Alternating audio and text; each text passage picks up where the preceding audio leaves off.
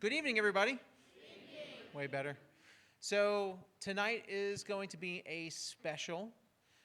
It has been my pleasure for like 10 years now when we have people who go out into the mission field to have a nice, healthy, wonderful debrief together after.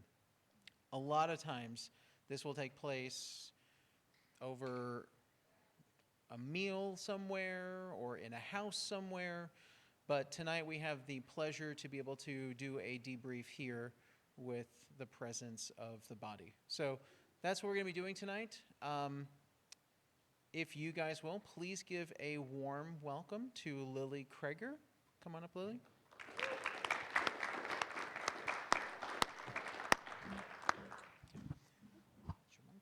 You're going to hold it close. So we're going to get a nice testimonial debrief with Lilllie.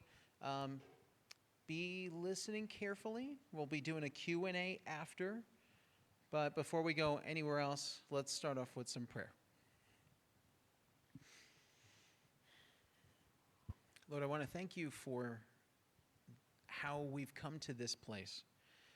From years ago where many prayers and decisions were being made to this place where we're at now, the journey that Lillie's been on, the understanding that she has had in these many seasons that she's been out there, and the way that you have provided and the way that you have blessed.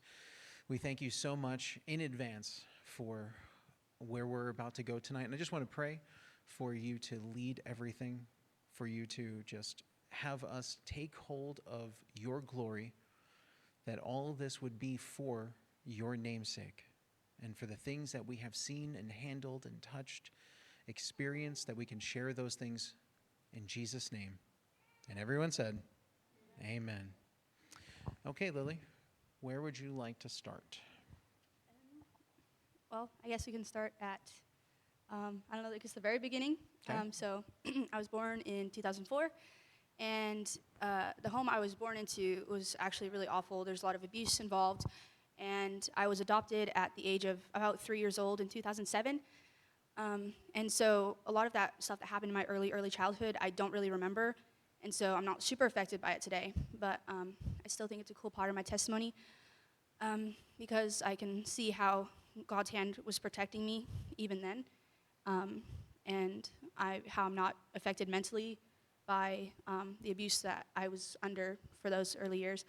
I don't really have any mental disabilities or physical disabilities because of that. Mm-hmm. And so it's just cool to see how God's hand was on me in those early years and even delivering me out of that, placing me into a wonderful, godly family who loves me. I just see a huge hand of his grace. And Psalm 139, there's a verse, I think it's verse 5, talks about how his laid his hand heavy upon me, and he's hedged me in behind and before. And so it's cool that I have such a dramatic example of that, of him just delivering me out of death and darkness into light and love and a wonderful family. Okay, so just if you're following along, born in 2004, mm-hmm. Adopted 2007. In 2007. And if I'm hearing you correctly, you were 3 years old when you left that environment. Yes. Okay. So left that environment at, like, let's say, okay, so you were 3. And then in 2007, mm-hmm. you were officially adopted. Okay. Where do we go from there? Well, so like I said, the family I was adopted into, they all loved the Lord, and I was raised up in the Lord. My mom would always read us Bible stories, and we'd go to church, and I remember accepting Christ at a pretty young age, probably around like 5 years old or 6, so I was pretty young. And at that point, I just knew I didn't want to go to hell, and so that was kind of my motivation in the beginning, but God's faithful, and it was a genuine prayer to receive Jesus, and he kind of stuck with me, and it was kind of, it took a little while for me to really start putting my faith into practice. So around 11 or 12 is when I really started diving into the Word for myself and really seeking the Lord for myself to have that close relationship with him. We also had a lot of opportunities to serve in the church because my mom has been the children's church leader for a long time, as long as I can remember. So we were always able to help with various ministries around the church, and we were at the church a lot. So we were super plugged in, and I loved just getting to serve and help out. Okay, so going in, do you remember when you started life with a new family? Yeah, I remember a few things. Like, I remember the first few days, some of the things we did, just like isolated moments. Sure. But yeah. So with that, I know you and Matt got off to a great start early on. Was there anything in reference to the introduction of the direction, the path, and the faith that family had that was foreign to you or different, or how that might have affected you from the beginning? Yeah, definitely the environment of just people loving you and like spending time with you and wanting to get to know you. And that was like a stark contrast to anything I'd ever known growing up until that point at age 3. And so it's just an environment of neglect and abuse and all of that, going into a family who loves you and siblings who just welcomed us in. It's like my 4 older siblings, they like acted as their siblings from the start. There was never any like, you're different than us because you were adopted or anything like that. They just welcomed us right in and treated us like we'd always been a part of the family. And so just that stark contrast was pretty crazy. Was there any challenges for you growing up being in like environments with a lot of people, like at church or anything? I liked hanging out with people, and I always had friends growing up, and just became friends with people at the church. And so we always had those like circles, and we always had fun and played around and got to serve together. Okay. So what starts happening around 11, 12? Well, so I'm seeking the Lord and just digging into having a personal relationship with Him. But I kind of fell into what I like to call like the good girl mentality. And so having always been able to serve in the church, I started to kind of make that my identity. And I would get like a lot of validation from people like, oh, you're so helpful, or you're doing such a good job because you're helpful. And I kind of tied my identity into that, and so like into what I did.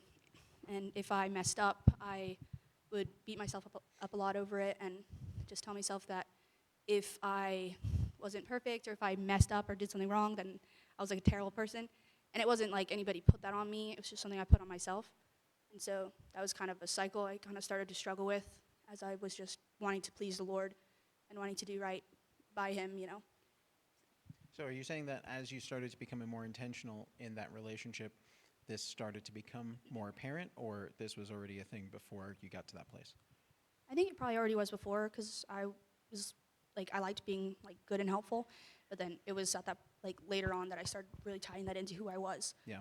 And I wasn't like, that's the way I was gonna earn love or, you know, earn people's approval, was by being, you know, super good and super helpful. Okay, so for all of you watching at home, in that experience that I've had with the youth demographic, what Lillie's talking about, how common do you think that is, Lilllie? It's super common, especially, you know, having just been raised in the church and being a part of it. I think it's a lot more common than people think, because it was something I just kind of struggled with under the surface, and I wasn't super obvious about it. Like, I didn't even realize it was even a problem until later on in my life. But I think being a part of ministry for longer and being a part with young adults, I see that a lot. Like, it's a very common theme that a lot of people have struggled with, or still even do struggle with. So. And this is going to set the context for other things as we go further along in the testimony. But just to make sure we're on the same page with things, Lilllie was just deal with this compliment right now. Lilllie was a fantastic, kind of helpful kid all throughout her childhood, just like Matt. Right. Really, really sweet. Like Dawn's best friend, always there, able to help, wanting to help, very eager, enthusiastic. And also, so that might describe helpful a little bit. What about like your Christian nature at this time? Would you say like it'd be the type of thing where someone might say, oh, Lilllie really seems to love the Lord, and Lillie's doing great with the Lord, and things like that? Yeah, I think so, because I always like, I genuinely, like in my heart, I love to serve, and that was like where my heart was at. And I love participating in Bible studies and things like that. So that was genuinely my heart, Amen. and I enjoyed it. But there was also that underlying, it wasn't like an overwhelming, you know, you have to be perfect, but there was always that like thing in the back of my head that. Well, let me ask it this way. What was the trap that Satan was setting for you on that? I think it was just getting burnt out, because the reality of always trying to be perfect is nobody could be perfect, right? And being perfect in your own strength and trying to always put on this front that you don't have any problems and you don't need any help, that's just going to wear you out.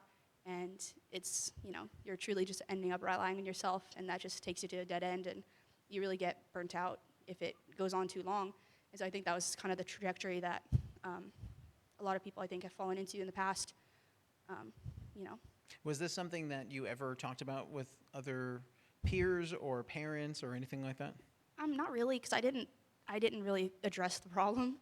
I just I kind of knew that I had this thing, and people would notice about me, notice that I always tried super hard, and it's okay to mess up, it's not the end of the world if you mess up. But I was like, oh, I know, and I knew that in my mind, but I think it was more of a heart issue, and I just didn't really address it. I didn't really pay attention to it. I just kept I just kind of brush it under the rug and keep living my life. So I didn't realize that it was too huge of a problem until not even that long ago, actually. So. I'm curious about that. You've kind of touched on that, having to do with your spiritual relationship, right? Did that play also into just your normal life outside of spiritually? Like the way that you acted with your friends and your family and things like that? Always needing to be perfect.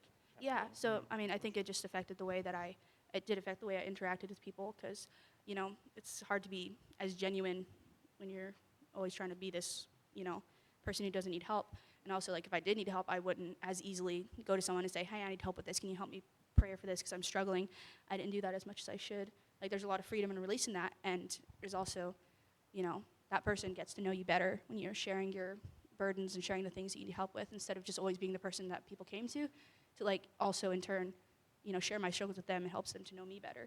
And so I think there's a little bit of lack of genuineness in that as well. And so there was a bit of that in my relationships as well. How long would you say this went on for?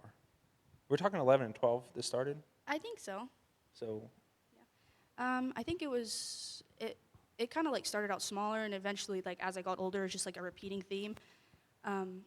And there was times in my walk where the Lord would start to kind of work on that, and then I'd kind of slip back into it. So it wasn't a consistent downward spiral, but it was always something that I had to battle with the Lord, and the Lord had to bring it to the surface and try to deal with it in me.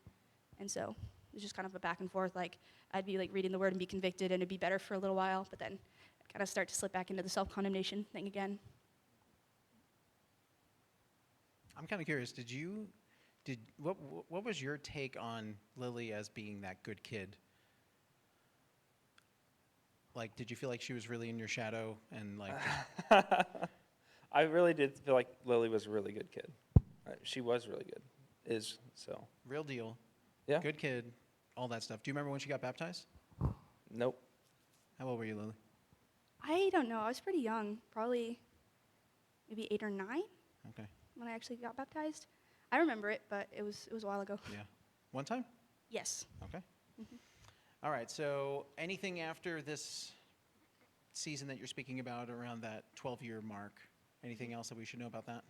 Yeah, I think I definitely had a heart for missions starting from a young age, because like I said, my mom would always read us these missionary stories, and she'd always be super excited about missions, and I got to see Matthew and several of my other older siblings go and do missions, and so even starting from a young age, that was a desire in my heart to do, and so that was something that when I was younger, I looked forward to in the future. That was something I wanted to get an opportunity to do. And so that's pretty cool how the Lord had been faithful to answer that more in my life recently.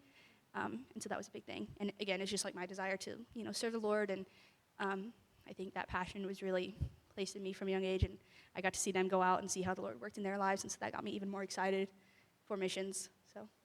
Okay. So does that segue into? Yeah.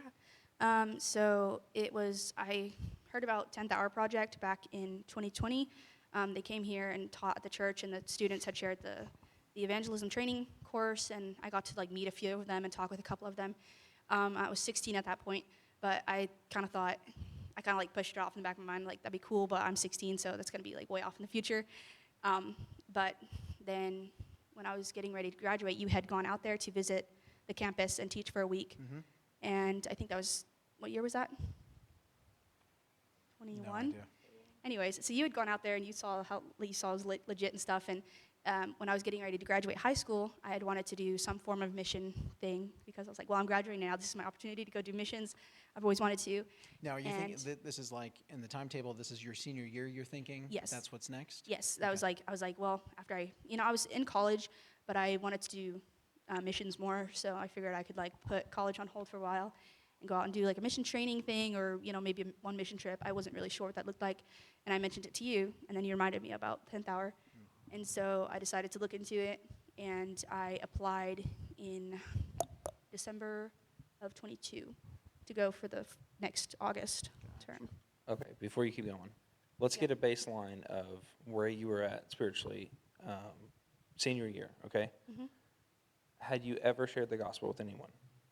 So not really, and that was another huge thing that had really convicted me. Every time I'd hear the passage about, like go out and make disciples, I felt this pang of guilt, because I did have the Holy Spirit in me, and every time I heard about this, I would feel incredibly guilty, and I was like, I need to learn how to do this, and that's why another reason why I kind of signed up for the program, because that was a big emphasis of what they do is they teach you how to evangelize, and so with that in mind, I wanted to go do that, and I was like, that's going to be the time. When I go, I'm going to learn, and then I'm going to be able to put it into action. But actually, the Lord had given me an opportunity with a job I had, and one of my coworkers, we got to have lots of conversations about the Bible, and he had used to be a Christian, or at least his family was, and so he'd always try to like rebuttal things I would talk about, and so we just like had these great conversations, and so it was cool to see. It's like in my mind, I was like, okay, August, that's when it's all going to happen. That's when it's going to go down. I'm going to, be an evangelist, and he actually gave me the opportunity with my first job to do a little bit of conversational evangelism in that. And I got to see how little I actually knew. There's that passage that says, always be ready to give a defense for the hope that is in you. And he'd be asking these hard questions. He didn't really want to know the answers even. I think he was just trying to like mess with me. He was older. He's probably like 28 or something. But he'd like give me these hard questions, and I had to go home and like seek out the answers to get back to him. And I knew he didn't really care, but it just kind of made me think of how few answers I really knew. And that made me, convicted me and made me, really excited to go and learn more. So I could really, so next time I was encountered with a person like that, I could actually give answers. You mentioned conversational evangelism. Yeah, we all know exactly what you're talking about.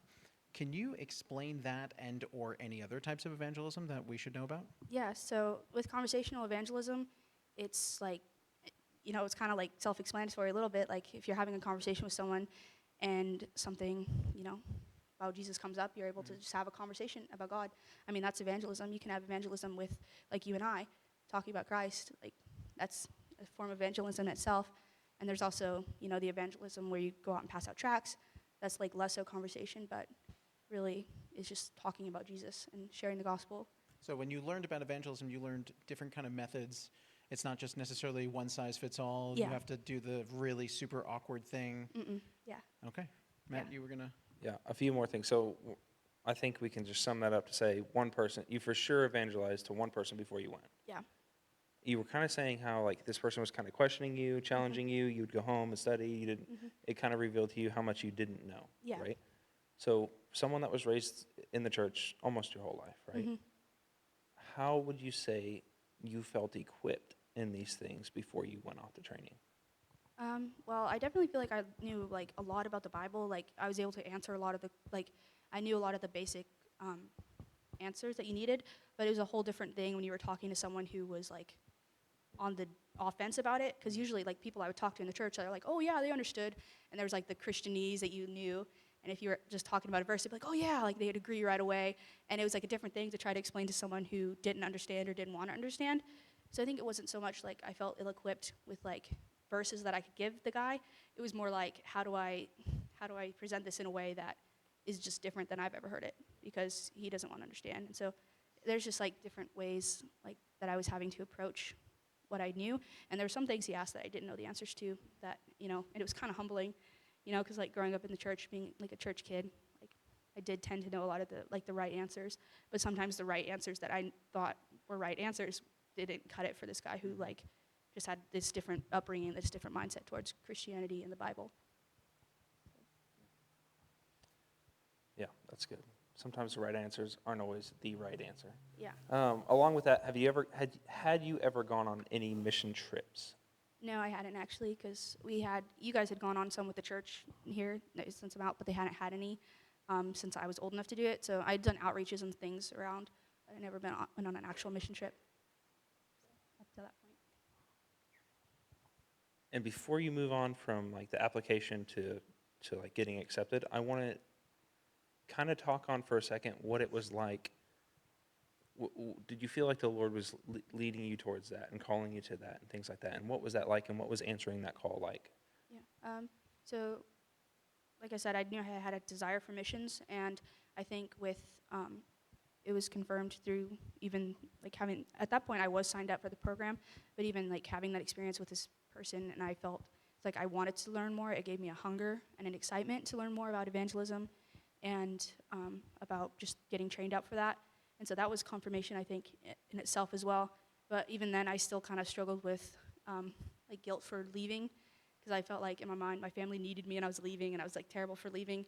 But the Lord had brought scriptures to mind and to encourage me, and that gave me confirmation. It's like one of them, I was like on the way to work, the same job I had where I had to talk to this man. I was listening to the radio, and the verse came on that says, he who begins a good work in you will complete it. He's going to be faithful to complete it. And even in that situation with that coworker I was ministering to, he had begun the work, but he had begun the work in starting this passion for evangelism, passion for learning evangelism. He had started that in me in that job, and that was kind of confirmation that he was going to continue it as I went out on this endeavor. And so that was encouraging. And also the passage where, it talks about if you love your father or mother more than me, you're not worthy of me. And so that was kind of a convicting thing as well, because I felt like I knew the Lord was calling me to go, but I didn't want to, and I was making these excuses in my mind. And it was like just saying like, oh, my family doesn't want me, or my family needs me or something, and so that's why I need to stay. But he kind of he was faithful again to remind me that I'm following him. This is now. Like, you've grown up, you've been with your family who loves the Lord, and you've worked alongside them, but now I'm calling you out to do this thing, like, on your own. It's like your family's not going to be there. It's just you and me, and I want you to follow me through with this. Okay. So you submit the application, and then what happens from there? Well, I submitted the application, I got accepted, and I was told I was going to get a phone call, but that didn't end up happening, so I'm just kind of like, well, I guess I'll just show up. And my brother Dylan had actually gone. He signed up the same time I did, but he went to the term before, and he wouldn't even tell me anything about it. I'd ask questions. He's like, no, you're just going to find out when you get here. It's like, okay. So I knew some from him, and I heard some things about it, so I was just kind of. Let's just go over the timetable real quick. Yeah. You submit an application in December Yes. of 21? Yes. Okay. To go in August of 22. Right. Yeah. And then So I submit the application, and then I'm you said like, the same time. Was no, it the same I actually time? sent mine before Dylan did. Oh, really? Yeah, so I was Yeah. like, I think I'm gonna do this, and Dylan, I sent him my application. I'm like, yeah, I'm gonna do it, and Dylan's like, I'm gonna submit my application too, except for I'm gonna submit it for January. I was like, dude, okay, and so he's like, and his term started in like 3 weeks or something like that, 2 weeks. Less. Yeah, he sends it like 2 weeks in advance, and he just goes. I'm like, oh, okay, he's gone now. So that was crazy, but yeah, I had sent it to go. That 8 months after. For you guys following at home, Lilllie, this is so Lilllie. Lillie's like, I think I'm going to get involved in missions next year, like 10 months down the road from now. I'm going to start saving. I'm going to start getting things in order and everything like that. She submits the application, and then Dylan's like, I think that's a great idea. I'm going to do the same thing. And Dylan's testimony, if you guys remember it, Dylan felt called by the Lord too, and moved on it quick. And the thing is, like, the Lord worked in both of those situations. So just something I want to clarify for those who may not be initiated in these things. Oh boy, do things get crazy when it comes to missions and the Lord and everything. And sometimes it can be really soon before the mission actually starts, like when all that comes together. So, but you did it the traditional way. Yes. Yeah. Yes. So I just spent that time praying that the Lord would help me to raise the money I needed. Were you excited while he was out there and you were back here? Were you like, I'm just going to pray for him every day? Not necessarily. I did pray for him. I did keep him in prayer. Yeah, for sure. But yeah, I was excited for him and excited to hear the things the Lord was doing, and like phone calls with him and seeing how he had grown with the Lord, and just hear about the cool outreaches they got to do. So that was like got me excited to go for sure.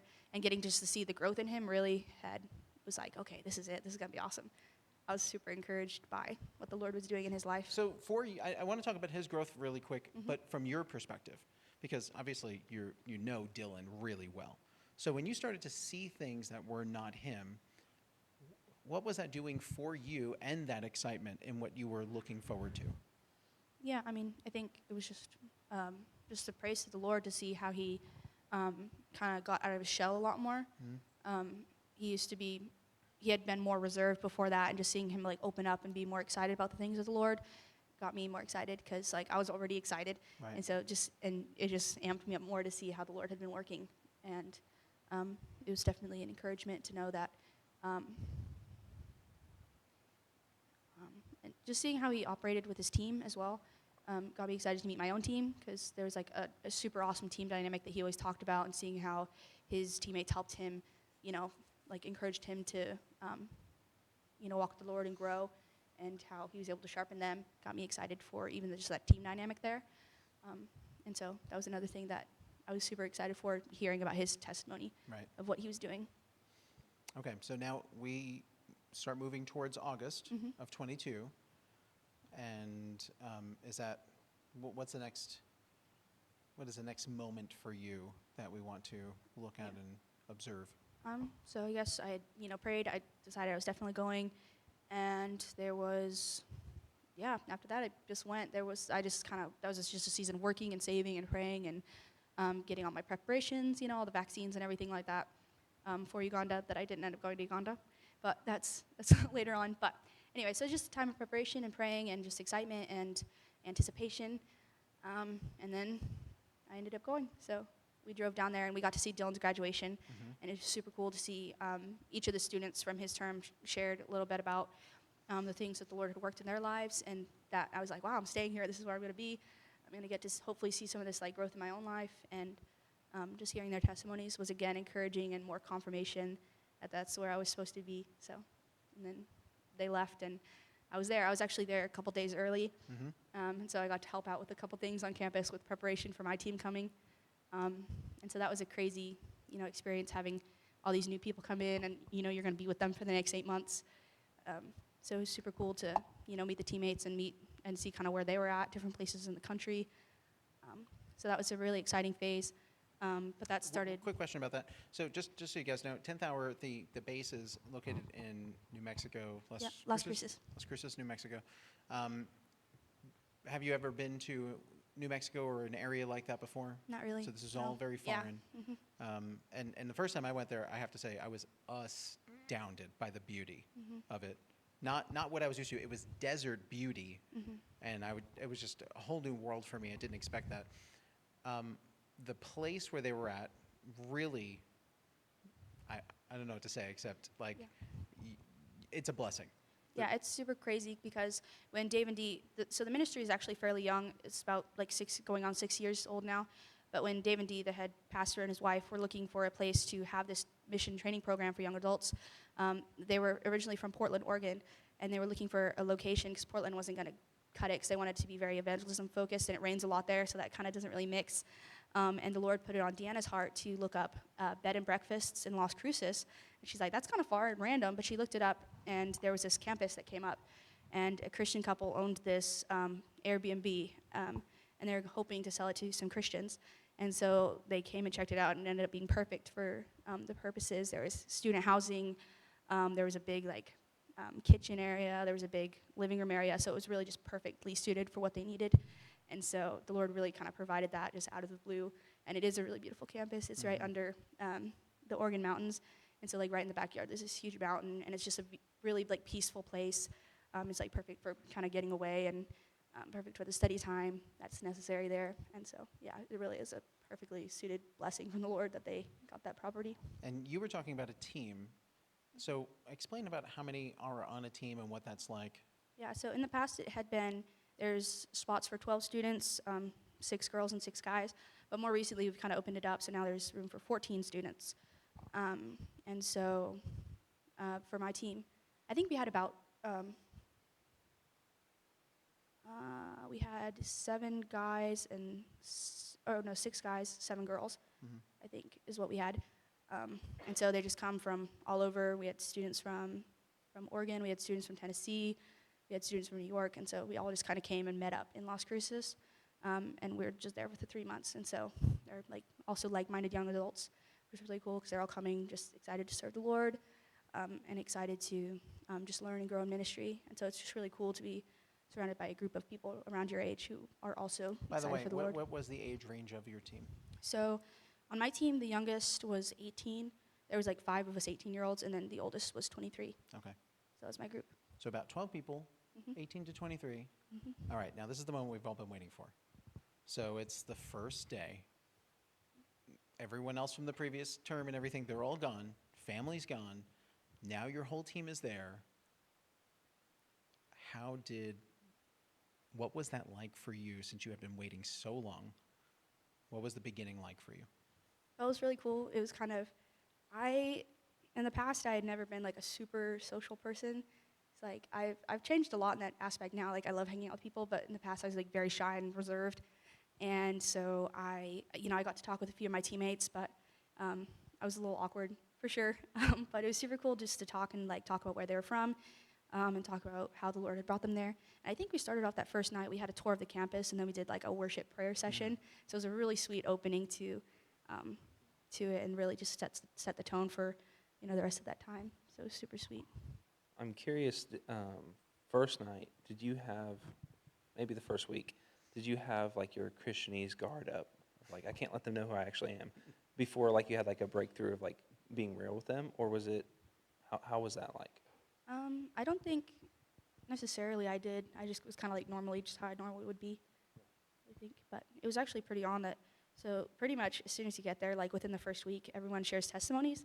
And so that's kind of like the big icebreaker. And so we kind of like, everyone went really in depth with their testimonies, and shared a lot of the hard things. And so really, we kind of got that out of the way at the beginning. So we kind of like laid it all out during our testimony time. And it was a super sweet time of kind of getting to know people. So there didn't really like feel like a need to, put that like guard up, because really we're encouraged to kind of like break down those walls kind of in the beginning. So it sounds like things are starting pretty quickly for you. Mhm. Okay. Yeah, so actually it was during this first, like, I think it was the first 2 or 3 weeks on campus. So I had a lot of, like, self-esteem issues. Like, I was very, like, I'd, like, self-condemning and very self-conscious, and I was always, like, and this had been kind of a struggle with me throughout my life, but it was, like, now you're living with all these people that you don't know. And so it kind of got a lot, and I was, like, really kind of stressed out all the time and, like, anxious all the time being around all these people and needing to, like, worrying about what they think. They're going to be stuck with me, living with me for the next 8 months. And so there was a lot of that anxiety, and I knew the Lord was going to have to deal with that issue for me. And we were reading this book during the first few weeks, called The Calvary Road. And in it, there was this quote that really kind of changed the trajectory of how I operated in that. And it's by Roy Hession, I think that's how you pronounce it. But it said, "It is always self who gets irritable and envious and resentful Okay, and critical." hold on. Start over. We all want to take this in. Go Yes, ahead. okay. "It is always self who gets irritable, envious, resentful, and critical and worried. It is self who is hard and unyielding in its attitudes to others. It is self who is shy and self-conscious and reserved." And so I was out praying, and I was reading this book for the homework that we were doing, and I read this, and I was like, wow, that was a big kind of like kick in the butt. I knew the Lord was going to have to deal with this issue of like my self-confidence and being self-conscious all the time. I knew he was going to have to deal with that, because I was like, I can't operate in this environment with that being so overshadowing over a lot of the things I was doing. But I thought he was going to like kind of deal with it in like a gentle, coddling way, like, it's okay, this is what I say about you. And there was some of that, but this quote saying that it is self who's shy and self-conscious and reserved.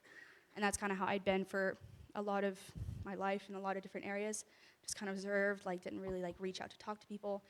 And the Lord really revealed how much of that is pride, because if you're self-conscious, who are you thinking about? Yourself. And so that was a really huge kind of wake-up call for me, is reading that. And I was out, sitting in the patio somewhere, and I was like, wow. And I kind of just like hit me like a ton of bricks. And even how I realized how that hindered my relationships with others. I was like, if I really want to get the most out of these relationships with my teammates, I can't be so focused on myself that I can't even focus on them.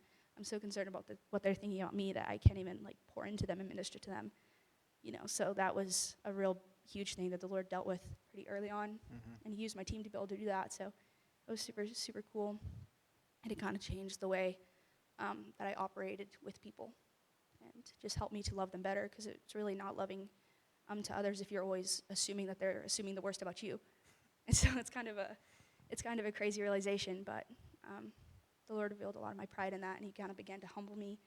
And really, when your eyes are less on yourself, then you can truly begin to love others and see others, and really begin to reach out your hands and minister to others, rather than, always being like stuck in your shell of self-condemnation or self-consciousness. Yeah, I'm thinking that what you're talking about, whatever might inhibit somebody from freely being able to evangelize or just share with somebody the good things that God's been doing or something, I think that's something we can all identify with. One of the things I was curious of, it sounds like this is kind of early in the program, right?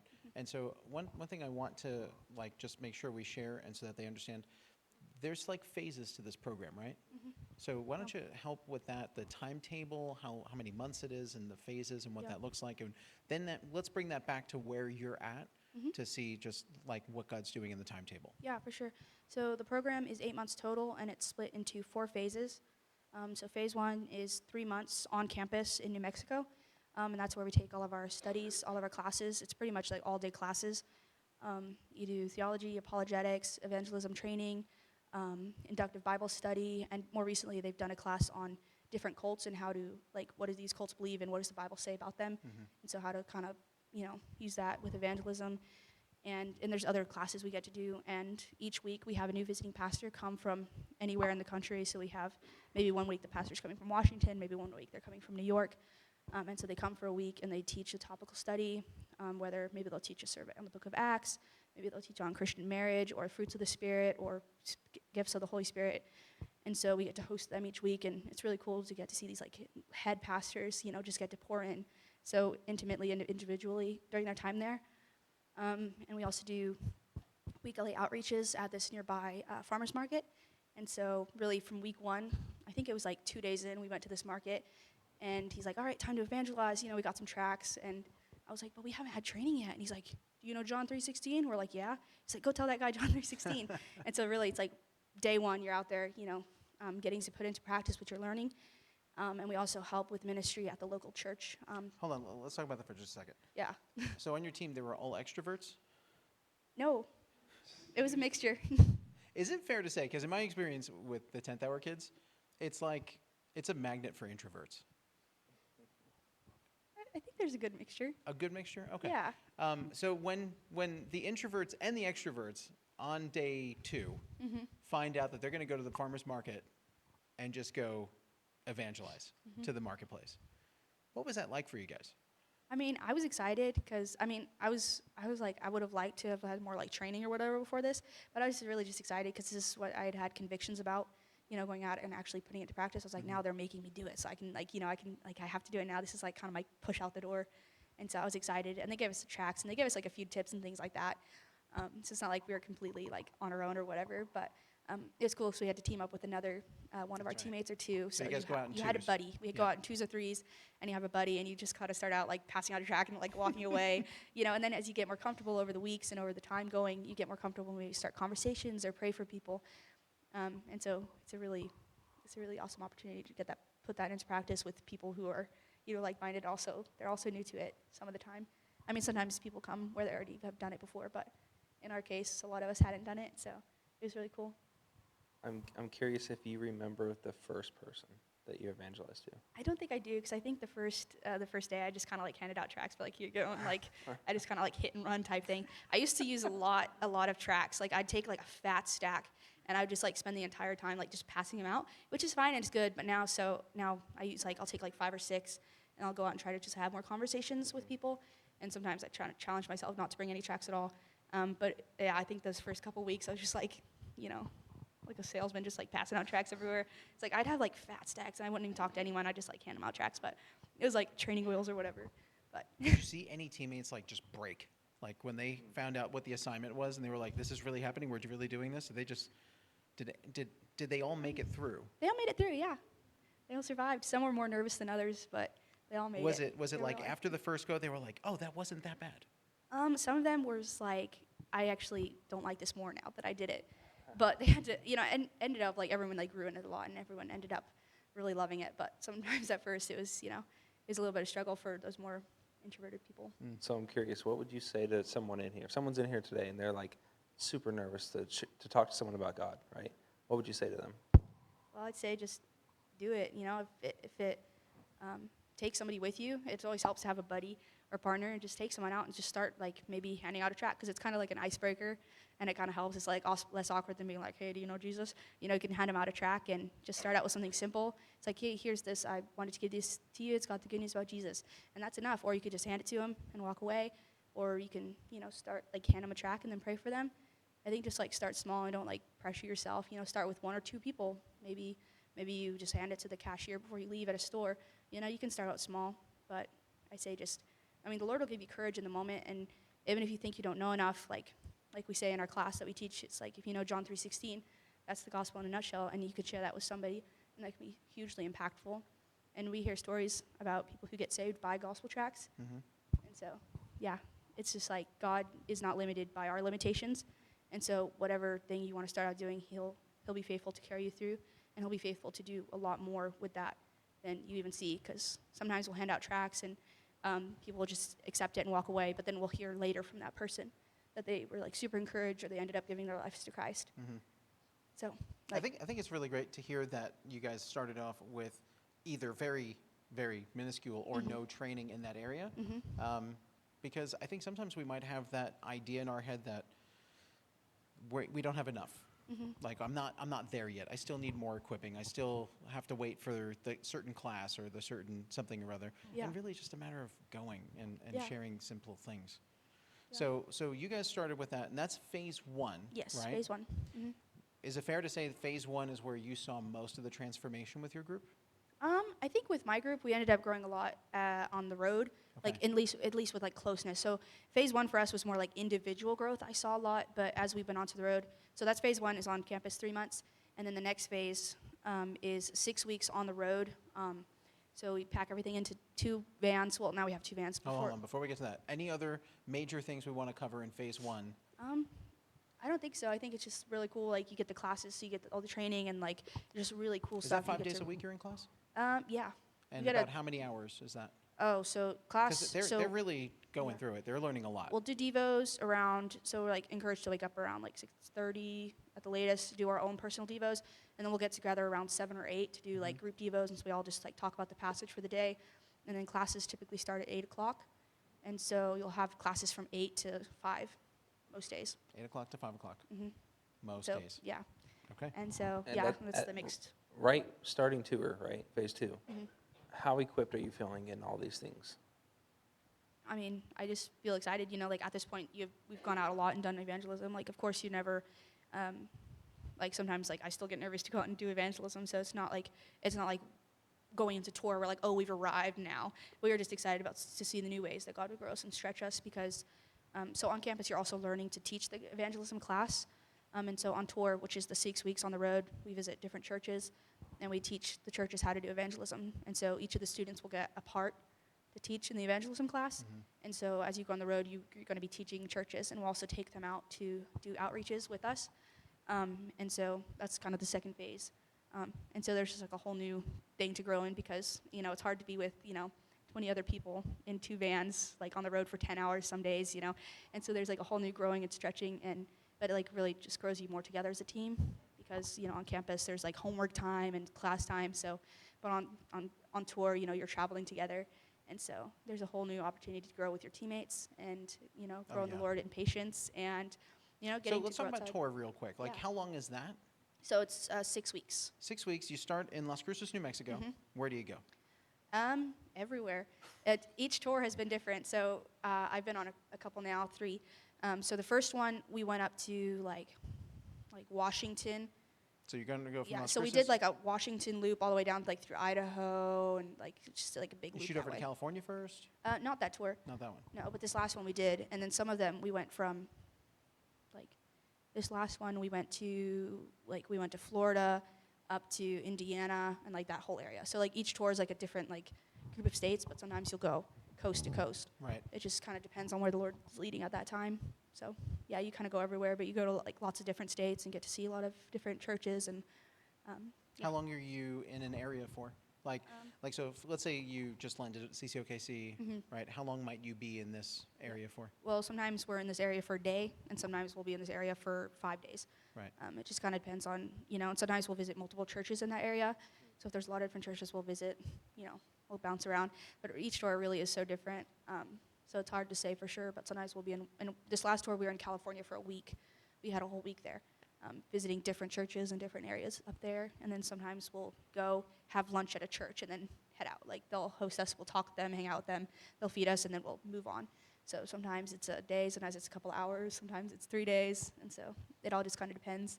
And just in case you guys are hearing like, oh, a week in California, I might be able to do that. Why don't you share some of the challenges of the tour? Yeah. So, I mean, like I said, it is sometimes challenging to be like in a van with 23 other people, like traveling around.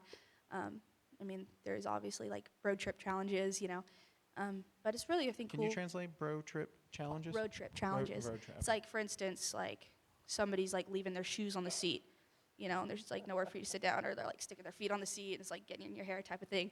So it's just like, it's just challenges of just being around people. Mhm. But it's really cool because it like grows you, and it grows you in patience, and it grows you in endurance for sure. But yeah, it's also a lot of fun. Yeah. So, and sometimes we're at hotels, sometimes we're at Airbnbs, and sometimes we're on the floor at a church, on the hard little Mhm. like nursery floor. So in a sleeping bag.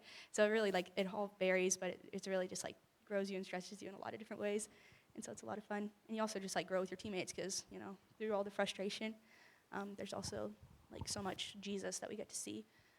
Because as we're visiting these churches and visiting with people, just getting to see people be encouraged and excited about evangelism is like super encouraging. So that's really what keeps you going at 7 weeks on the road or 6 weeks on the road.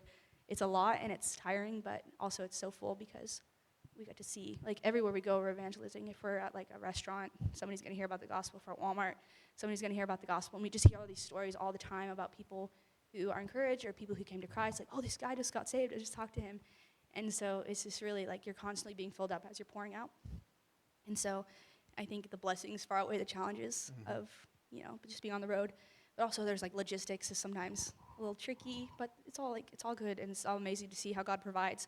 It's like we've had our van break down so many times. So many Because we have these older, 15 passenger vans. We have 2 of them, and sometimes they'll just break down on the road.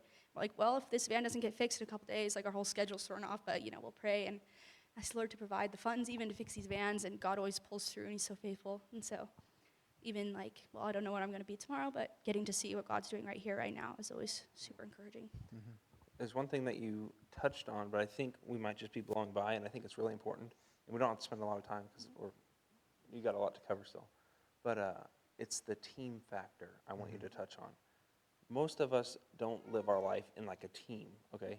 Especially a team that is like-minded in loving Jesus and serving others. So touch on that for 1 second, what that's like. Yeah, so like I said from the beginning, you're all like-minded. Like these are people who love the Lord and who are excited to grow and to serve him.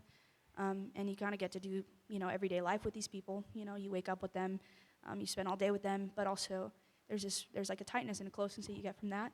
But really like the bond comes from just like serving the Lord together and going through these ups and downs and getting to see just where they were when they first came versus how they're growing through, just growing through the mission field and growing through just serving the Lord and seeing the ways that he's just wrecking them and changing them and being able to like sharpen each other.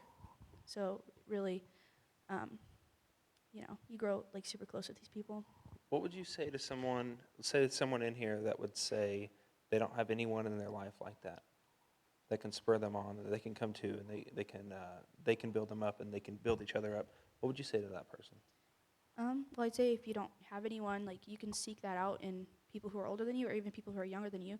If you see someone who's a little younger than you and they're like maybe younger than you in the faith, like spur them on. You can be that person who starts out spurring people on. Like, I mean, I wouldn't say wait around for somebody to come and spur you on, be that person, like seek the Lord like on your own, and then you could become that for somebody else. And as you raise them up, as you encourage them, they'll eventually be able to encourage you back, and even just seeking the Lord, like if you don't have anyone in your life to, spur you on, like you always have Jesus, and he's always going to spur you on, and he's always, has things for you to learn and grow in. But I think if you don't have anyone, be that person that spurs somebody else on. Something real quick about their team and everything.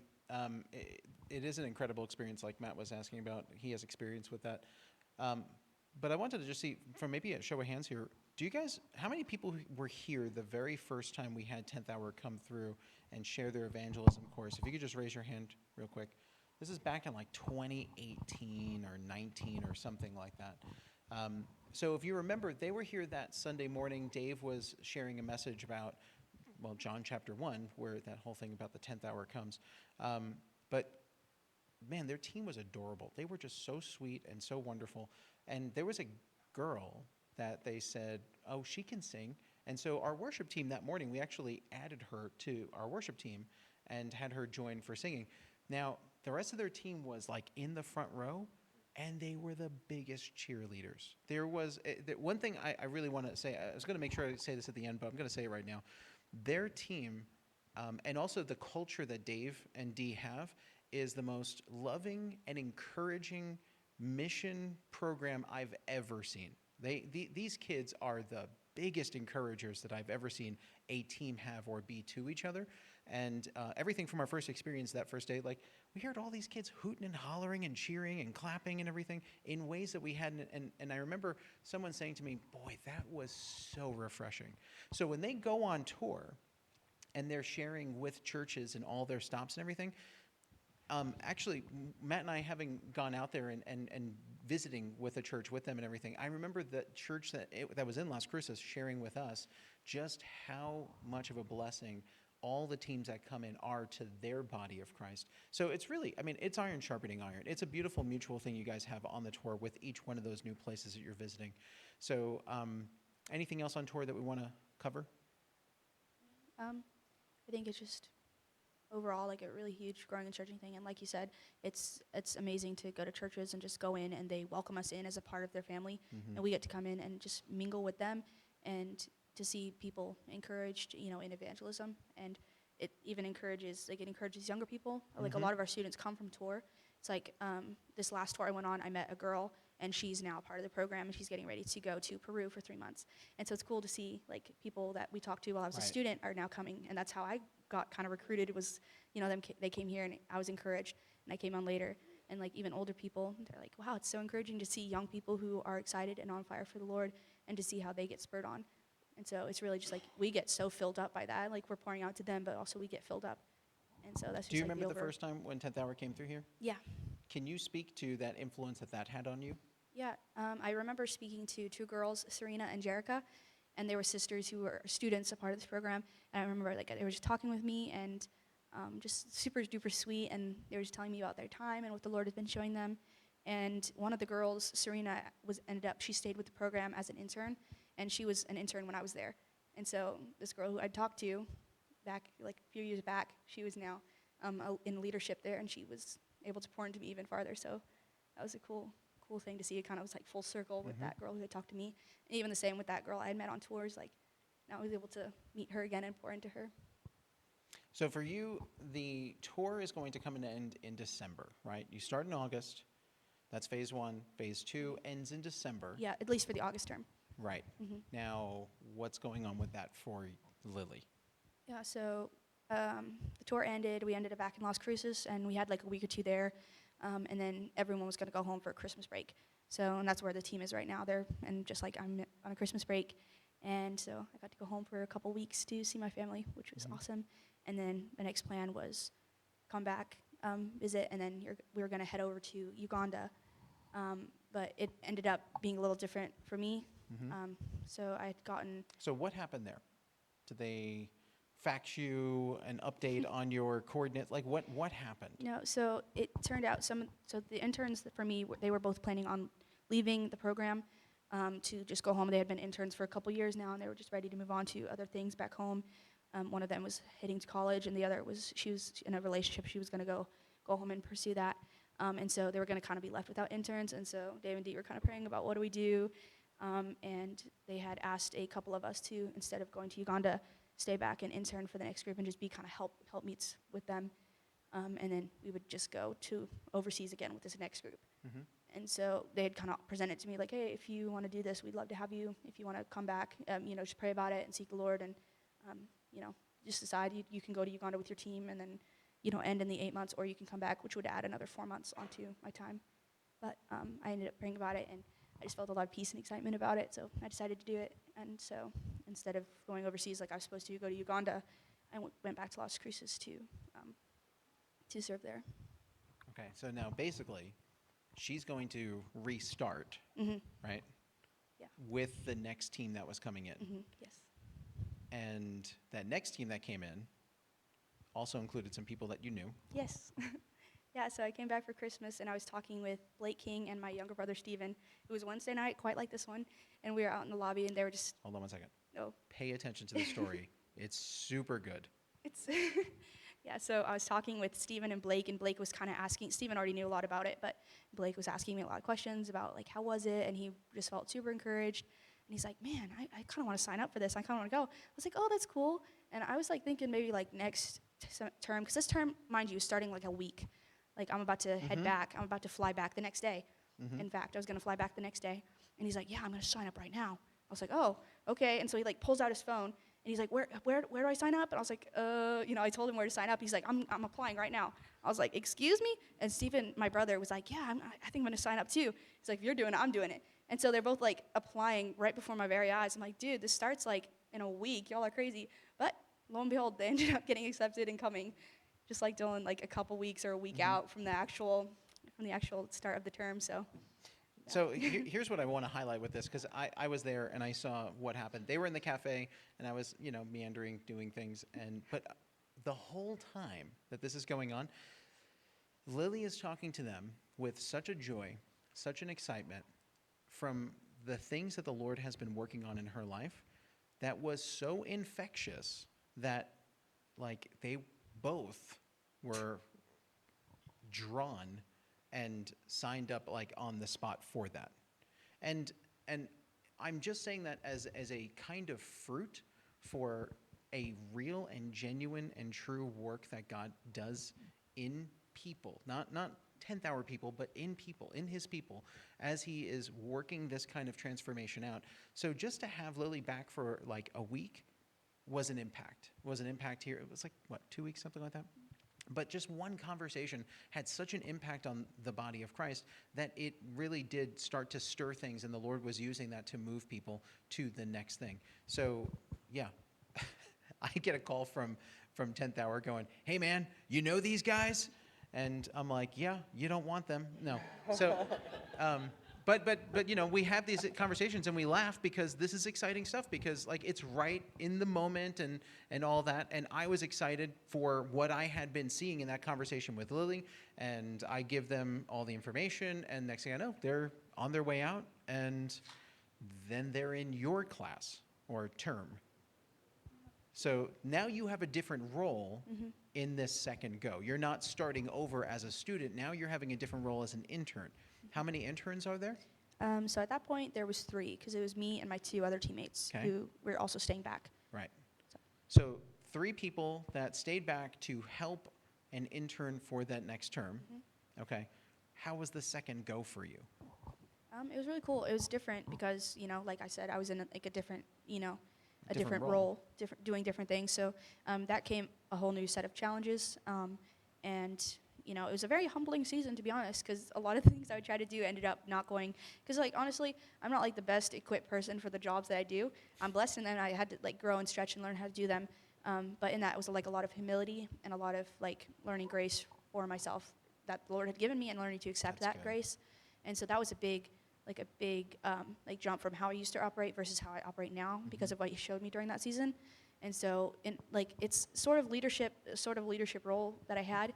And so, again, like, my temptation was to put on more pressure on myself, and He'd already been, like, teaching me to, like, learn and grow in grace as I was a student. But now I was like, oh, man, like, I'm, like, out of my league right here. I need to be, like, extra good or be extra helpful or, but it was quite the opposite work that the Lord had begun to do in my heart and teaching me to really accept the grace that He had already offered me. And so with the mistakes, just learning to, worship the Lord anyways and praise Him for the work that He was doing through me in spite of me, because really, like I said, I wasn't ever the best person for the job. yet I still got to see him work through me, and see him bless others through the work that I was able to do. Like taking a little bit of weight off Dave and Dee's shoulders was just like a huge blessing. It's like, it's truly not me, and being able to just turn that into worship. Like, I am not the person for the job, yet you still use me and you still do things through me, and that's all you. And being able to instead turn, shame to just glory of the Lord, that he uses the weak things, in the world. Oftentimes the people who aren't the best person for the job, he can still use and use that, and it's all really just to glorify himself. And so that was really like a freeing time and a humbling time simultaneously, but it was a huge blessing. So it sounds like a person who is coming in with some challenges of perfectionism, meeting tasks that are too great. And there was so much that you were doing out there. Yeah. Lilllie was responsible for the overall kitchen, food, the meals, things like that. Yeah, like kind of meal prepping and shopping and just overall cleaning. Yeah. So now we have more girl interns, but at that point I was the only girl intern, so a lot of that fell on me. So it was a lot, and I was just like learning how to like shop for 23 people, and like Right. and so that was just like a lot that I was not used to. I'm coming out of high school, mind and you. they ate like every day. Yes, every day, 3 meals.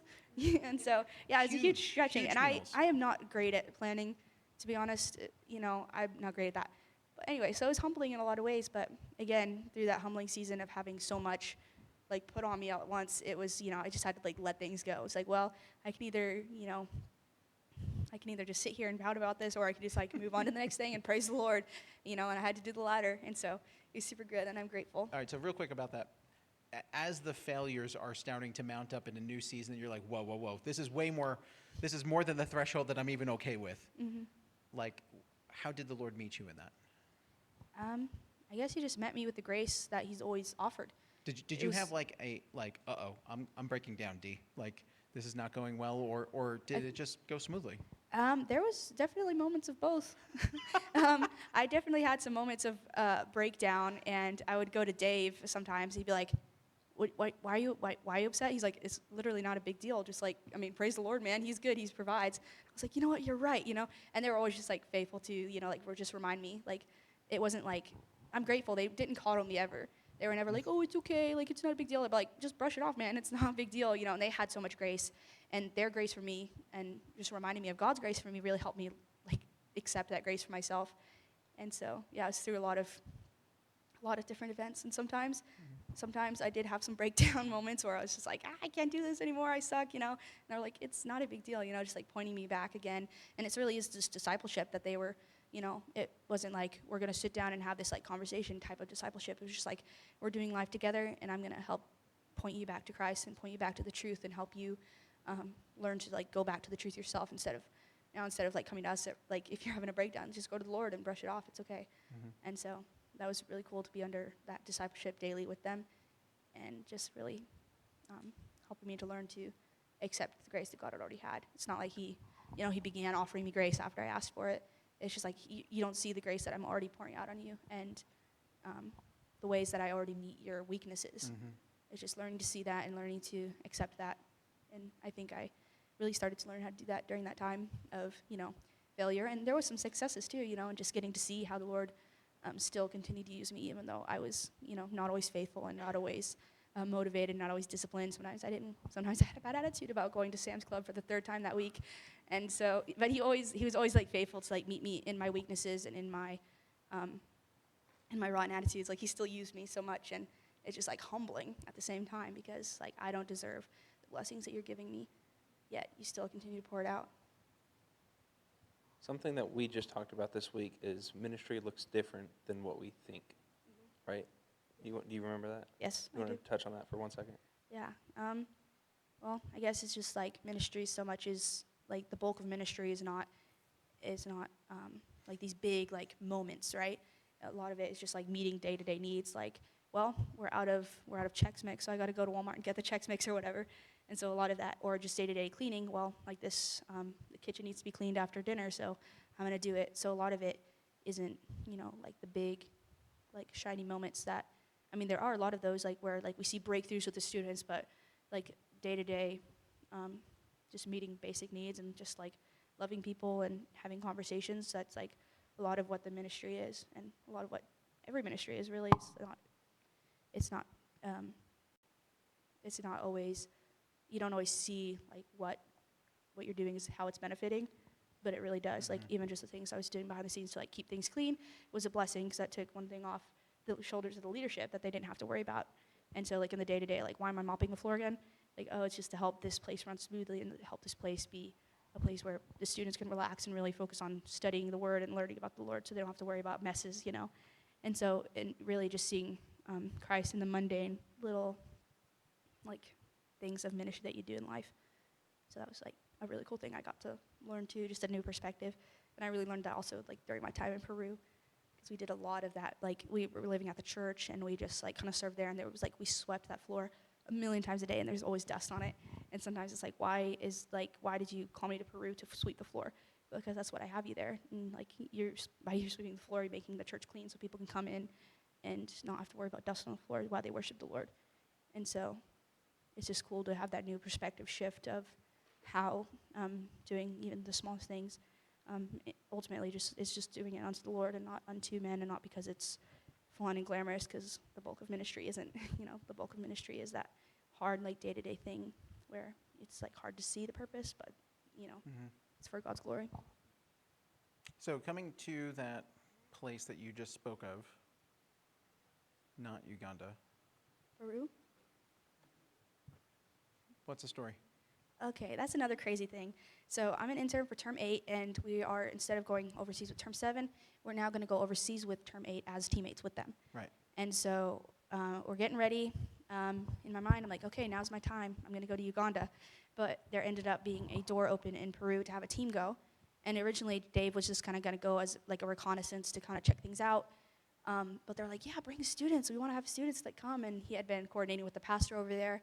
And one of our students who had graduated a couple years back was serving there full time. And so we kind of had like a liaison with him.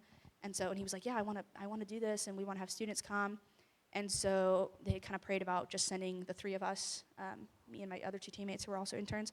But then they decided to add 3 more students onto that. So some of the term 8 students and the 3 of us and Dave and Dee were going to go, instead of going to Uganda, we were going to go to Peru for the 3 months of overseas missions. And so we were kind of like the guinea pig group that got to go. And so, again, I didn't end up going to Uganda. And they just kind of presented it to us like, hey, there's this opportunity to go to Peru. If you guys like pray about it and see what the Lord's leading, if you guys like had your heart set on Uganda, you want to go to Uganda, that's fine. Just be in prayer about it. And after we had prayed about it, and we all ended up wanting to go to Peru and check that out. So that's what we ended up getting to do. It was kind of a new thing, and like it's a somewhat sudden development, but we were super excited about the opportunities over there. And now this is the second group getting ready to go. Right. So how long is that phase? So that's phase 3. It's 3 months overseas. And so in the past, we had always sent our students to Ishungi, Uganda, which 10th Hour Project falls under the umbrella of Agents for Christ, which has more than one ministry under it. It's 10th Hour Project as well as Uganda Kids Project, which is a school in Ishungi, Uganda with over 500 kids now. Mm-hmm. And so we've always sent the students over there, and they get to serve at the school and just help tutor the kids, or help with help with the classes, or help the teachers, or clean the school. And so that's always where we had sent the students in the past, but now we have this other door open in Peru. So it's always been 3 months overseas in Uganda, but now it's Uganda or Peru. Okay. Yeah. Anything else with Peru and this portion of the mission that we want to make sure we cover before we move on? Yeah, I just think it was like a lot of that. Like I got to learn again, like not only from what I've been learning as an intern in Las Cruces, it was another like of the same stuff I was learning, like doing even the smallest things, just because like God's called you to do it, and being able to see just being eternally minded in in those things. Because like a lot of the stuff we did in Peru was very repetitive, but it was just training up in character and training us up in just like glorifying the Lord even in the tiniest things. And so there was a lot of blessings that we got to learn.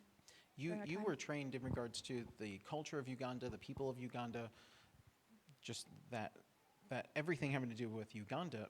Well, I'm just kind of curious if you can express what you saw in the people of Peru. especially considering all the training being focused towards something different, what did the Lord show you about the people of Peru? Yeah, the people of Peru are definitely very intense, at least the ones we were around. They were all like very intense about like very like serious about their faith. Like if you're like a Christian, you're pretty like you're pretty faithful and like involved in ministry. And that wasn't all the Peruvians, but the people we were around the most had like a very strong emphasis on, you know, missions and church planting. And that was a huge thing that church was raising up people to do, was to go plant churches in the jungle. And so a lot of the Peruvians we were around had that like goal in mind, like wanting to like grow up and raise people up to, you know, go out and plant those churches. And so that was really encouraging to see, just people excited, even over in a different part of the world, seeing people excited to, you know, serve the Lord and do missions right where they were in their backyard. Yeah, and they were also just very encouraging. We got to learn a little bit of Spanish while we were there, and they were just like a super encouraging people, very excited, and they were excited to like practice their English with you and help you learn Spanish. And so they're just super welcoming, and we felt like a part of the family at that church there, like right from the beginning. Like they welcomed us in, and they allowed us to serve in different ministries on Sunday with them. And so we really just got to mesh with the church body over there, and grow to be, you know, part of their family. Just super super sweet time that we had with them. You have any questions on that?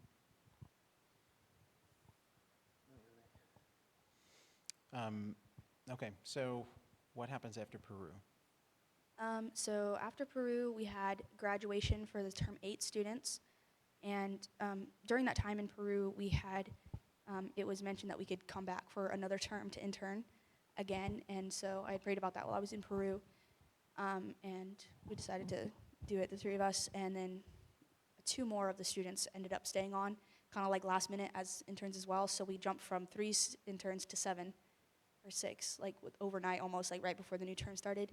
And so we now had 7 of us being able to help it, because we were having, so it jumped from having, this last group was one of the smaller terms, but now we're jumping from having 12 to 14. And so we had a new building project. We had to add on more student housing to house all the students that were coming. And so that was like a big project we had like right off the bat coming back from Peru. We had a mission team on campus to build that new housing addition. And so we got to see that done. And then the new term came. It was pretty much like within the same week we got back. There was like a new team, so it's like you're off the mission field from Peru. Now there's a whole new group of people coming in, of 14 new students. And so that was like one thing right to the next. So 14 students. Yeah.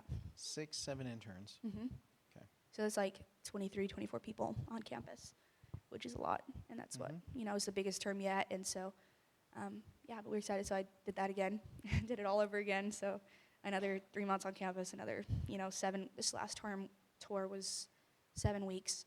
And we had so many teaching teams. We had 3 different teams that taught the SOE class, which is the School of Evangelism. It's a class we teach at the churches. So you had 3? We had 3 teams because we had the interns be a part of it, just to like kind of balance it out and make the teams equal. And for this tour, we had most Sundays we went to 2 different churches. Right. So like you team are going to this church, and we're going to go to this church on the same Sunday. And so that's like huge, like a huge change that was like just this last term. And so that was kind of a crazy, you know, addition. Not only 7 weeks, but also you're going to church, 2 churches every Sunday except for 1.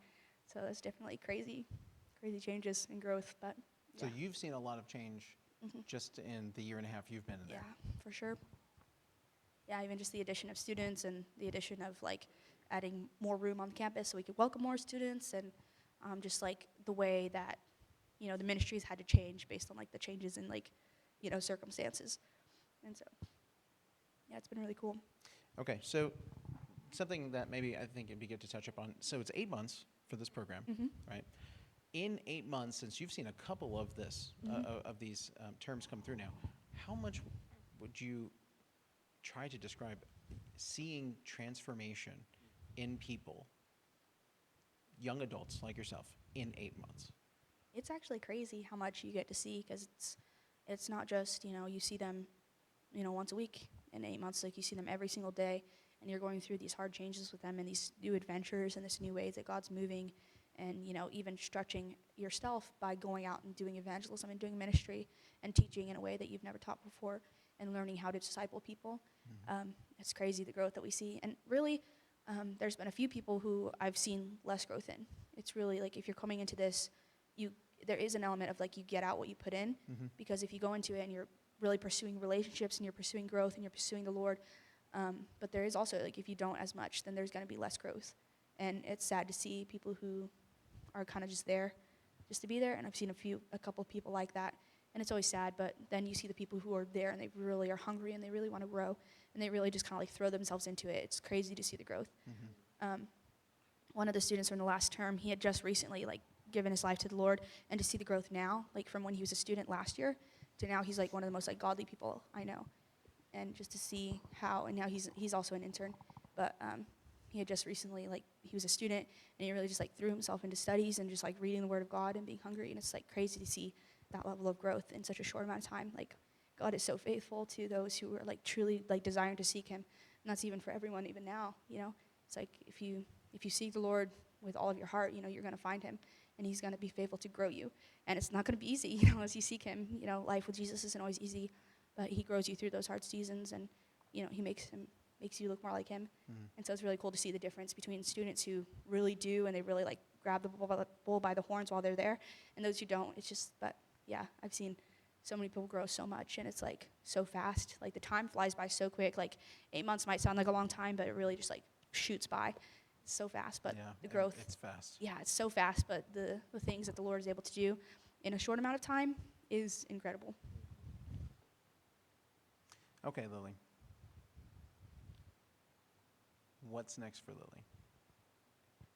So I will be going back to intern again for another term coming through, and I'll be heading out January 3rd. So I'll be heading back to Las Cruces to kind of do it all over again and get a new group of students coming in, get to see how the Lord grows them. And this last term, they'll be going out to Uganda and Peru, and then I'll get to see them come back for a couple weeks for their debrief. So it'll be really cool to see even how they grew from tour to like seeing them in the next 3 months and how they grew from being overseas. And so I'm super looking forward to that, and super looking forward to seeing how this next group comes and just see them, and meet them at the beginning and see just the growth over the time. And it's just like, it is difficult to like have a group come and you really fall in love with them and get to see them grow, but it's so encouraging to know that, they've really like grown in the Lord, and seeing them sent out to see what the Lord is going to continue to do in their lives and the work that He's going to continue to do. It's like a domino effect. Like they go, it's like we take in this smallish group of young adults, and they go out and they make this huge like domino effect with the people that they begin to minister to.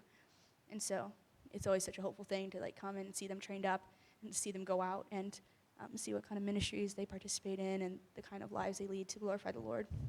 Whether they're, whether they go into full-time missions or whether they do a 9-to-5 job where they minister to their coworkers and friends and family. It's just super, super amazing to see how, the short time is, affecting for the rest of their lives. But so I'm excited to see that kind of again happen. But Anything else that you want to include with the information, or how do you want to wrap that up? I guess definitely keep us in prayer for sure, because they're a nonprofit ministry, and so we're run like completely on people's donations, and there's a lot of things that we need growth in, like welcoming more students and helping them even financially if we can, and also like it's very expensive to go on the road for 8 weeks with 23 people, and so it's a crazy thing. The Lord always provides. It's like that widow dipping her hand in the jar, and like there's always just enough. And so just pray that we just keep our eyes on the Lord as we're as we're going, and just pray for these students that are coming in, that they'll come in ready and hungry to learn, and pray for those going to Uganda. Yeah, just like pray for our entire ministry, like, because there's so many things that happen and so much like room we see for growth and changes. And we definitely want to be seeking the Lord as we move forward with those things, and just seek the Lord as we pour into these students that come in. So definitely pray for us, and yeah, that's like the best thing. Okay.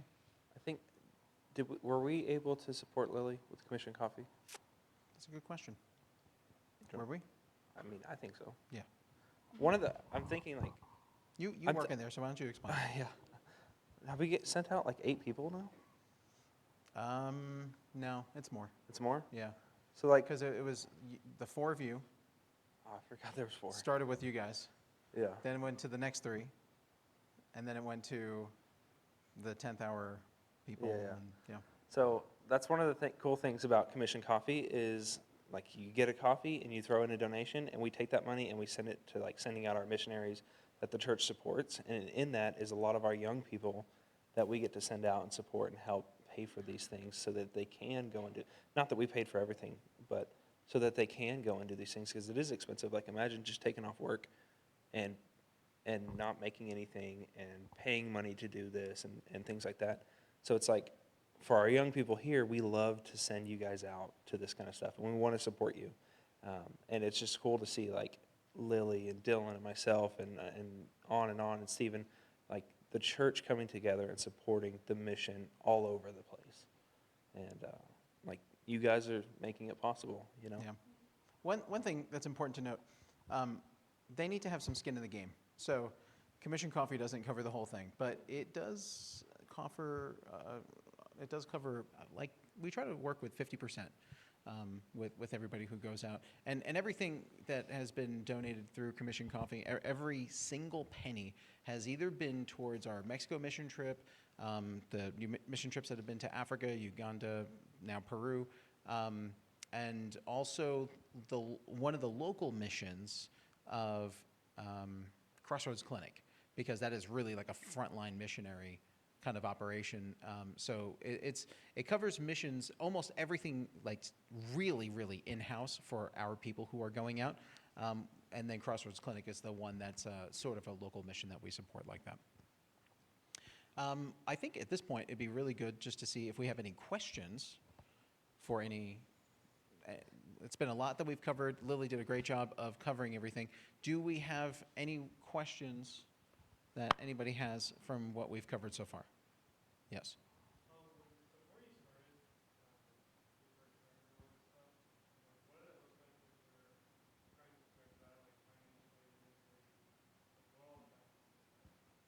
So as I was preparing, like I said, I kind of had this mindset where like I'd start all the training when I got there, but the Lord really started bringing me opportunities to grow in evangelism, even at my job. And so he was kind of preparing me in that way just to get me excited. And I got a job right out of high school because I was doing college while I was in high school, so I didn't really have time to save.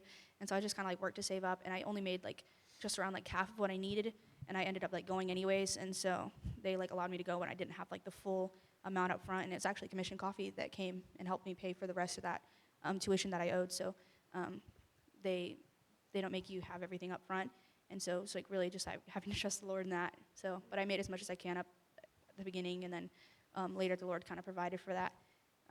And like just, I guess I went at it with just a lot of prayer and seeking the Lord, and he just gave me like lots of confirmations and peace.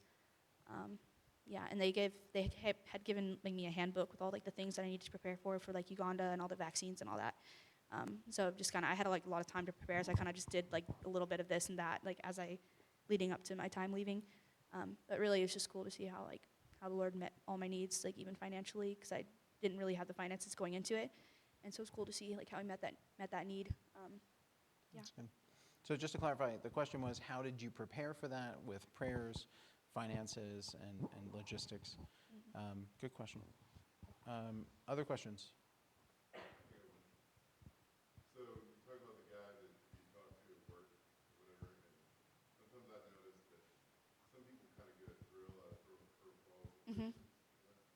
So one of the ones you said, do you remember any of the things that he threw at you that you're like, okay, let me go look at that and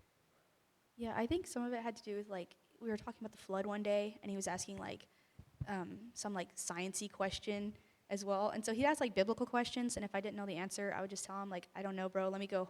And like a lot of times he'd like throw these curveballs at me, hoping to throw me off. Like he didn't really care to know the answer, but I took him seriously when he did. And I was like, you know what, let me go check on that, and I'll get back to you. And I did, and I'd like ask somebody who knew, this question about the Bible, and then I'd go back the next day. I'm like, okay, this is the answer to your question. He was always like really, like I could tell he's just kind of trying to throw me for a loop, but I kind of just like took him seriously, and like I wanted to answer those questions for him. But if I didn't know, I just told him straight up. I was like, well, I don't really know. Let me go look. But anyway, I think that was, yeah, he definitely tried to do that, and I think a lot of people experienced that. But yeah, or I just like go ask somebody that knew the answer, or I'd like look up Got Questions. That's a great website. Sometimes I'd like look up on there and try to find answers if I didn't know. Any other questions? Okay. Yeah, minor?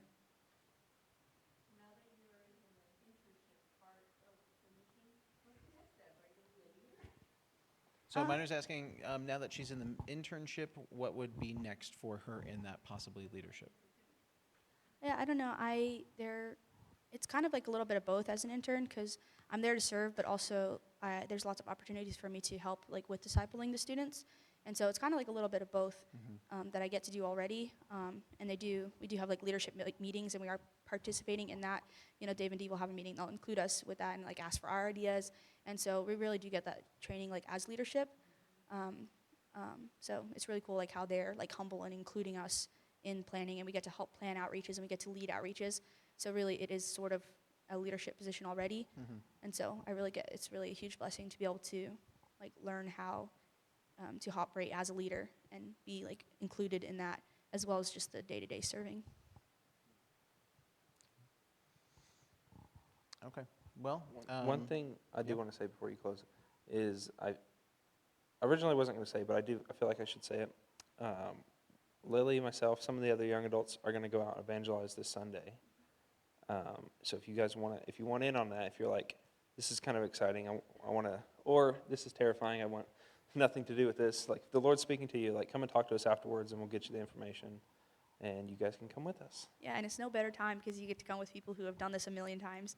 And so it kind of like, go with a buddy and we'll kind of like, kind of show you the ropes and like help. It always helps to have somebody doing it with you, and give you tips and things like that. So I definitely love for you guys to come and, participate because it really is a huge blessing. And like it's hard at first to get out of your shell kind of, but you'll see so quickly the blessing of it. And it's kind of addicting, really. It's like if I'm bored, I'm like, oh, I just want to like go share Jesus right now. Just to see like the benefits and the fruit from it is like incredible every time. And so you'll never be disappointed, even if it's like hard to like initially get out. But like now's the time. You might as well do it now. So that's awesome. So that's going to be this Sunday. When? The afternoon, probably around 4 o'clock. Okay. So see Matt for more information about that. Matt, you want to close this out? Sure. Lord, I thank you so much for this day, and I thank you for what you do, Lord. I thank you for transformation in our lives. As Lily was speaking, as she gets to just be on the front row, Lord, of seeing all the things that you're doing in people's lives, young people's and older people, Lord, as she goes on tour and travels from church to church, Lord, sharing and teaching all the things that you've done, Lord. It reminds me of the book of Acts, God. I'm just so thankful for what you've done, Lord, the work that you've started, Lord, the work that you're going to complete. I want to pray for us, Lord, as a church, that this would spur us on, Lord, to continue and to grow us, Lord. Maybe you're calling some people in here today, Lord, to take a step further, Lord, to go out, a step of faith, God. I pray that you would be with them and strengthen them in that, for whatever that looks like, Lord. I pray that all the doubt and the fear would just be casted away, Lord, and that they would walk with boldness and they would walk in the light, Lord. I want to pray for Lily as she goes back and continues to pour into another group of people, Lord. Would you just continue to fill her with your Spirit, Lord, as I know being out there, it can be draining, Lord. We can be pouring out so much, Lord, and sometimes being filled up so little, but I pray that you would be continuing to fill her, Lord, and I pray that she would chase after you, Lord. And I thank you for what you've done in her life, Lord. And we thank you for your Son, Lord. In his name, amen.